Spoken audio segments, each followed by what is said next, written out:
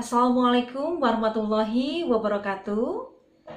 Pada pertemuan kali ini, Ibu akan menyampaikan materi di kelas 11 tentang pertumbuhan ekonomi dan pembangunan ekonomi.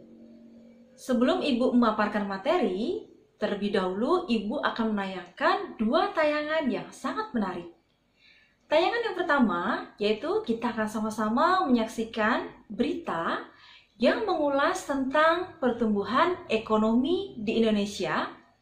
Dan yang kedua, kita akan menyaksikan tayangan yang membahas tentang materi pertumbuhan ekonomi dan pembangunan ekonomi. Ekonomi Indonesia pada kuartal pertama tahun 2020 hanya tumbuh 2,97%, jauh lebih rendah dibandingkan dengan periode yang sama pada tahun 2019 yang mencapai 5,07%. Ekonomi Indonesia mengalami tekanan yang cukup dalam akibat pandemi COVID-19. Badan Pusat Statistik (BPS) mencatat pada kuartal pertama 2020 ini, ekonomi Indonesia hanya tumbuh 2,97%, jauh lebih rendah dibanding periode yang sama tahun lalu yang mencapai 5,07%.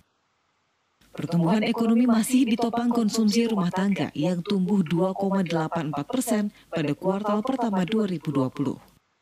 Kepala BPS Suharyanto menyebut tekanan ekonomi tidak hanya terjadi di Indonesia, namun di berbagai negara lain akibat COVID-19. Direktur Eksekutif Departemen Komunikasi Bank Indonesia, Oni Wijenarko, mengungkapkan merebaknya pandemi COVID-19 berdampak sangat besar pada penurunan permintaan domestik. Perlambatan ini didorong oleh melambatnya aktivitas perdagangan, akomodasi maupun transportasi yang dipengaruhi berkurangnya mobilitas masyarakat sebagai dampak penerapan langkah mitigasi COVID-19. Pemerintah pun akan menyiapkan berbagai skenario dampak pandemi COVID-19 pada pertumbuhan ekonomi. Kepala Badan Kebijakan Fiskal Kementerian Keuangan Febrio Nathan menyebut merosotnya konsumsi yang cukup dalam memperkuat urgensi percepatan penyaluran bantuan sosial. Sementara dari sisi produksi, program pemulihan ekonomi nasional untuk usaha mikro kecil dan menengah (UMKM) harus segera dilaksanakan. Tim Liputan Metro TV. Pengamat ekonomi Peter Abdullah menilai pada masa pandemi COVID-19 tidak banyak peluang untuk memacu pertumbuhan ekonomi selain membantu dunia usaha untuk dapat bertahan. Menurut Peter, dunia usaha pada saat ini sangat membutuhkan likuiditas. Pemerintah perlu meningkatkan stimulus yang jauh lebih besar agar ekonomi kembali pulih dengan cepat. Bagaimana meningkatkan daya tahan dunia usaha agar supaya kita bisa siap untuk recovery, ya. Nah, persoalannya adalah yang masih kita perdebatkan itu adalah jumlah stimulus fiskalnya. Ya, jumlah stimulus fiskalnya ini bagi sebagian kita itu 405 triliun itu masih terlalu kecil. Ya, kita membutuhkan angka yang lebih besar untuk itu baik itu untuk membantu wabah, membantu penanggulangan wabah, membantu mereka yang terdampak ataupun utamanya lagi bagaimana kita meningkatkan daya tahan dari dunia usaha. Kita selamat atau tidak selamatnya ya dari wabah COVID-19 ini menghindari krisis yang di tahun 2020 ini sangat ditentukan oleh kemampuan dari pemerintah menyelamatkan dunia usaha. Selanjutnya, kita akan menyaksikan tayangan yang kedua, yaitu tayangan tentang materi pertumbuhan ekonomi dan pembangunan ekonomi.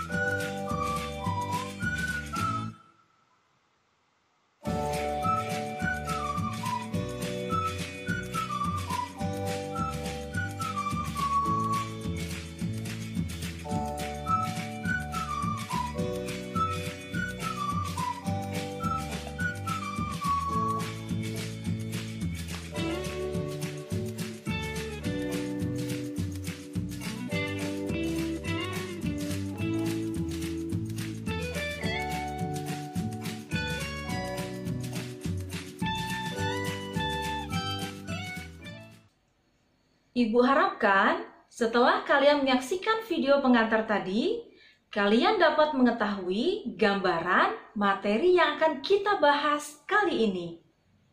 Untuk mengetahui lebih jelas tentang apa itu pertumbuhan ekonomi dan apa itu pembangunan ekonomi, mari silahkan disimak materi yang akan Ibu sampaikan berikut ini.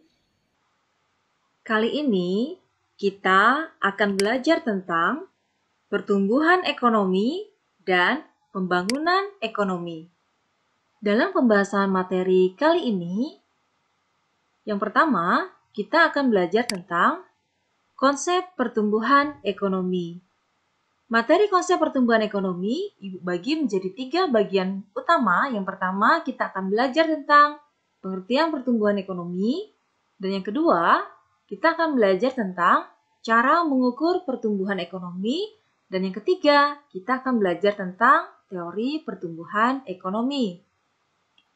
Berikutnya, kita akan belajar yaitu tentang pengertian pertumbuhan ekonomi. Apa sih pengertian pertumbuhan ekonomi itu? Kita lihat sama-sama.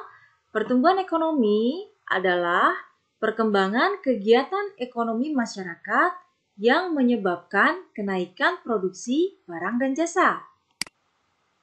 Yang kedua, ciri-ciri pertumbuhan ekonomi. Kita lihat ada berapa ciri-cirinya. Ciri-cirinya ada 3. Ciri-ciri pertumbuhan ekonomi yang pertama adalah peningkatan output barang dan jasa. Yang kedua, peningkatan output per kapita. Dan yang ketiga, adanya kenaikan Gross National Product atau GNP. Berikutnya, ini adalah indikator pertumbuhan ekonomi. Indikatornya ada 2. Yang pertama yaitu dilihat dari indikator GNP atau Gross National Product atau Produk Nasional Bruto atau sering juga disingkat dengan istilah PNB. Indikator yang kedua yaitu income per kapita atau pendapatan per kapita. Selanjutnya kita akan belajar bagaimana sih cara mengukur pertumbuhan ekonomi. Yang pertama, kita lihat tadi dari indikator GNP ya. GNP itu sendiri adalah nilai pasar atas barang dan jasa yang dihasilkan dalam suatu negara yang terdiri atas belanja pemerintah dan biaya pegawai, investasi swasta domestik, dan nilai bersih ekspor barang dan jasa sebelum dikurangi penyusutan dan konsumsi barang-barang modal. Ya, berikutnya, ini adalah rumus untuk menghitung pertumbuhan ekonomi. Rumusnya adalah GNPT dikurangi GNPT1 dikali 100% dibagi GNPT1. Selanjutnya, perhatikan contoh soal berikut. GNP Indonesia tahun 2018 sebesar 213 triliun dan pada tahun 2019 GNP meningkat menjadi 228 triliun. Hitunglah laju pertumbuhan ekonomi Indonesia pada tahun 2019. Penyelesaiannya adalah sebagai berikut. Diketahui GNPT-nya sama dengan 228 triliun. GNPT satunya 213 triliun. Ditanya laju pertumbuhan ekonomi tahun 2019. Maka cara menjawabnya adalah pertumbuhan ekonomi tadi kita masukkan dulu rumusnya. Setelah itu data yang ada ini kita masukkan ke dalam rumus. GNPT-nya 228, GNPT1-nya adalah 213, kemudian dibagi 213 dikali 100%, maka ketemu hasilnya adalah sebesar 7,04%. Jadi, laju pertumbuhan ekonomi tahun 2019 itu adalah sebesar 7,04%. Selanjutnya, kita akan belajar tentang teori pertumbuhan ekonomi. Kita lihat materinya. Teori pertumbuhan ekonomi dibagi menjadi 4 teori di sini. Yang pertama ada teori historis. Yang kedua ada teori klasik. Teori klasik ini juga ada dua, ada teori menurut Adam Smith dan teori menurut David Ricardo dan T.R. Malthus. Teori yang ketiga, ada teori neoklasik. Dalam teori neoklasik ini, ada teori menurut Robert Solow, Joseph Schumpeter, dan Harrod dan Domar. Kemudian teori yang keempat ada teori modern Kuznets. Selanjutnya kita lihat teori pertumbuhan ekonomi historis dulu. Yang pertama, menurut Frederick List, ada tahap 1, yaitu tahap berburu dan mengembara. Tahap yang kedua, yaitu tahap beternak dan bertani. Tahap yang ketiga, yaitu tahap pertanian dan kerajinan. Tahap keempat itu adalah tahap kerajinan, industri, dan perniagaan. Yang kedua, yaitu teori menurut Karl Busser. Ada tahap yang pertama yaitu rumah tangga tertutup, kemudian rumah tangga kota, rumah tangga bangsa, dan rumah tangga dunia. Yang ketiga, ada teori menurut Walt Whitman Rostow. Di sini juga dibagi menjadi beberapa tahapan. Tahap yang pertama yaitu tahap masyarakat tradisional, tahap prasyarat tinggal landas, tahap tinggal landas, tahap kematangan ekonomi, tahap konsumsi massal, dan tingkat tinggi. Teori historis yang terakhir ini adalah dari Werner Sombart. Jadi dalam teori ini menurut Werner Sombart itu juga dibagi menjadi beberapa tahapan. Ada zaman kapitalis purba atau prakapitalis, zaman kapitalis madya atau kapitalis menengah, tahapan zaman kapitalis raya atau kapitalis tinggi, dan zaman kapitalisme akhir atau sosialisme. Selanjutnya ada teori klasik. Teori klasik ini yang pertama yaitu teori menurut Adam Smith. Jadi Adam Smith ini adalah ahli ekonomi yang menulis buku The Wealth of Nation atau Pemakmuran Suatu Negara. Ia merupakan tokoh yang mengemukakan pentingnya sistem ekonomi liberal atau bebas, yakni sistem ekonomi yang bebas dari campur tangan pemerintah yang diperkuat dengan semboyan laissez-faire, laissez-passer. Adam Smith percaya bahwa dengan menggunakan sistem ekonomi liberal, pertumbuhan ekonomi dapat dilaksanakan secara maksimum. Dasar untuk mencapai pertumbuhan ekonomi yang pertama menurut Adam Smith adalah pertumbuhan penduduk dan yang kedua adalah pertumbuhan output total. Selanjutnya ada teori David Ricardo dan T.R. Malthus. David Ricardo dan T.R. Malthus berpendapat bahwa pertumbuhan penduduk yang terlalu besar hingga 2 kali lipat bisa menyebabkan melimpahnya tenaga kerja. Nah, tenaga kerja yang melimpah menyebabkan upah yang diterima menurun, di mana upah tersebut hanya bisa untuk membiayai tingkat hidup minimum. Pada taraf ini, perekonomian mengalami stagnasi yang disebut stationary state. Mereka mengemukakan bahwa bahan makanan bertambah menurut Gerd Hitung, 1, 2, 3, 4, 5, dan seterusnya. Sedangkan penduduk bertambah menurut deret ukur, 1, 2, 4, 8, 16, dan seterusnya.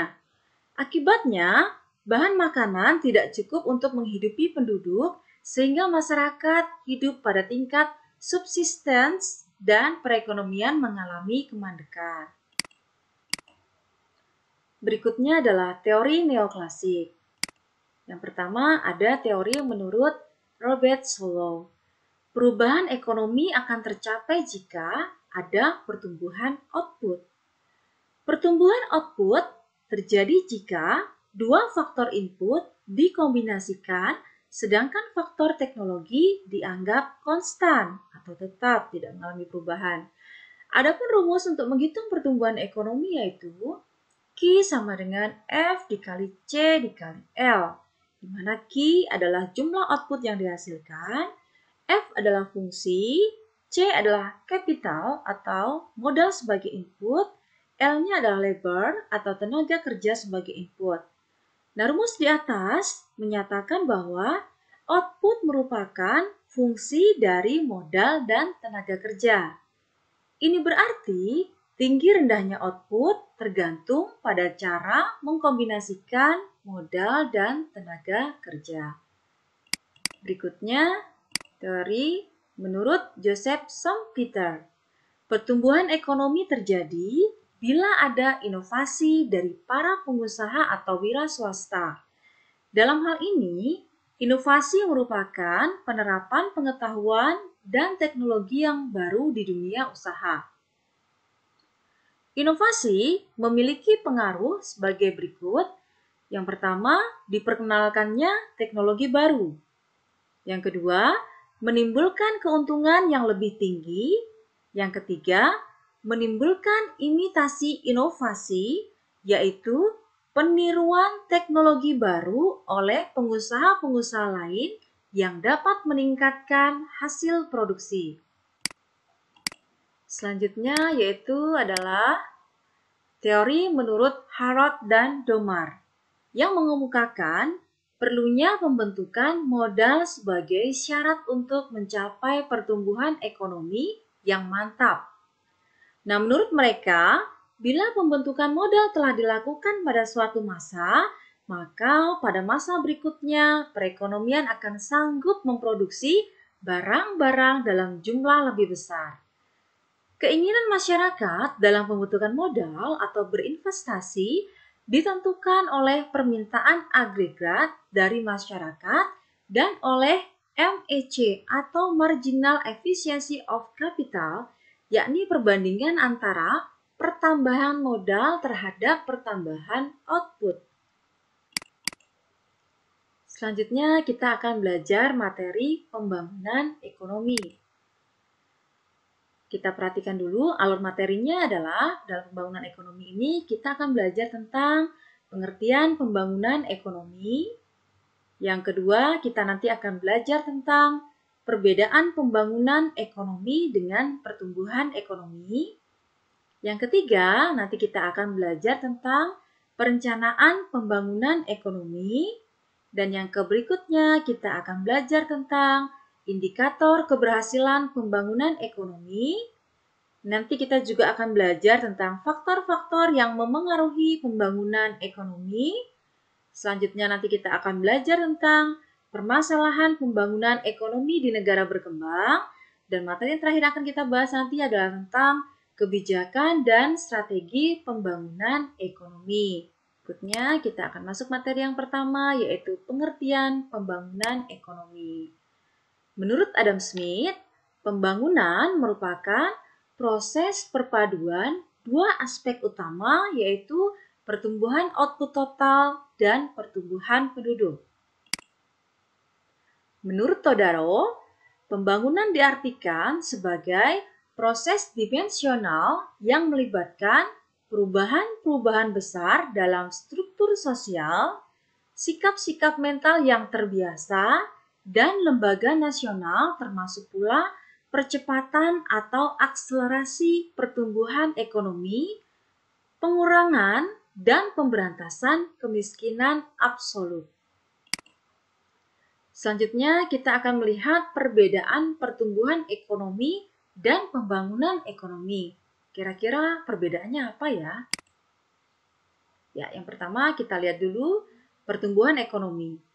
Pertumbuhan ekonomi itu adalah proses peningkatan pendapatan per kapita dalam jangka waktu yang panjang. Yang kedua, pertumbuhan ekonomi sifatnya kuantitatif. Yang ketiga, pertumbuhan ekonomi bertujuan memperlancar pembangunan ekonomi. Yang berikutnya, peningkatan GNP tidak disertai dengan perkembangan iptek dan struktur ekonomi. Selanjutnya, pertumbuhan ekonomi hanya memerhatikan kenaikan pendapatan bukan pemerataan. Yang berikutnya, pertumbuhan ekonomi tidak selalu disertai oleh pembangunan ekonomi. Selanjutnya, ini adalah pembangunan ekonomi. Yang pertama, Proses perubahan yang di dalamnya terdapat upaya perbaikan, termasuk peningkatan pendapatan melalui produk per kapita. Yang kedua, pembangunan ekonomi sifatnya kualitatif. Yang ketiga, pembangunan ekonomi bertujuan untuk meningkatkan kesejahteraan masyarakat. Yang keempat, peningkatan GNP disertai dengan perkembangan iptek dan adanya perubahan struktur ekonomi. Yang kelima, pembangunan ekonomi memperhatikan pemerataan hasil-hasil pembangunan di masyarakat. Dan yang keenam, pembangunan ekonomi selalu disertai pertumbuhan ekonomi. Jadi itu tadi adalah perbedaan antara pertumbuhan ekonomi dan pembangunan ekonomi. Selanjutnya, kita akan belajar tentang perencanaan pembangunan ekonomi. Seperti apa sih perencanaan pembangunan ekonomi itu? Mari kita lihat sama-sama. Perencanaan pembangunan ekonomi adalah suatu usaha pemerintah untuk mengkoordinasikan semua keputusan ekonomi dalam jangka panjang untuk memengaruhi secara langsung serta mengendalikan pertumbuhan variabel-variabel ekonomi yang penting seperti penghasilan, konsumsi, lapangan kerja, investasi, tabungan, ekspor dan impor suatu negara dalam rangka mencapai keputusan pendahuluan mengenai tujuan-tujuan pembangunan. Proses perencanaan ekonomi meliputi yang pertama memilih tujuan, kemudian menyusun target dan mengkoordinasikan dan monitoring.